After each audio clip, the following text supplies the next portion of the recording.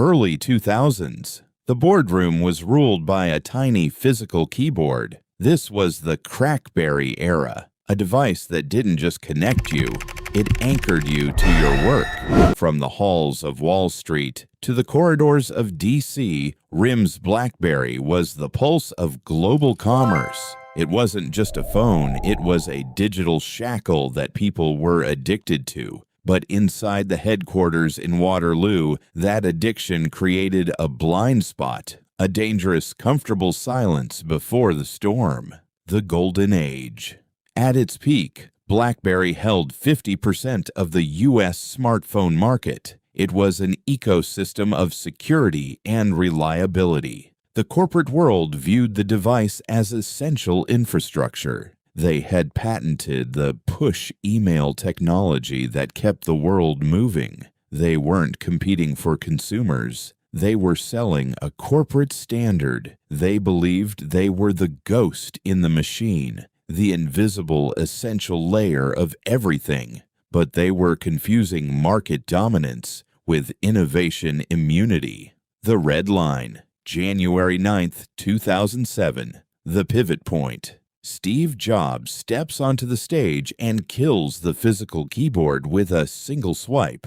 The iPhone arrives. Inside RIM, the reaction wasn't fear, it was mockery. Leadership publicly dismissed the iPhone as a toy with poor battery life and no buttons. They laughed, but that laughter was the red line. They had just defined the product by what it couldn't do, while the world was obsessed with what it could feel like. The downfall. The fall wasn't a sudden explosion. It was a slow, agonizing erosion.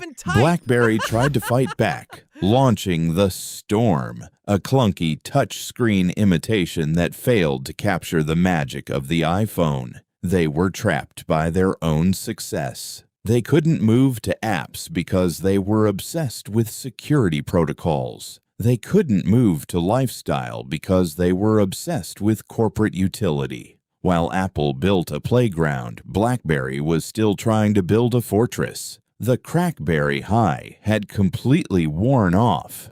The ghost.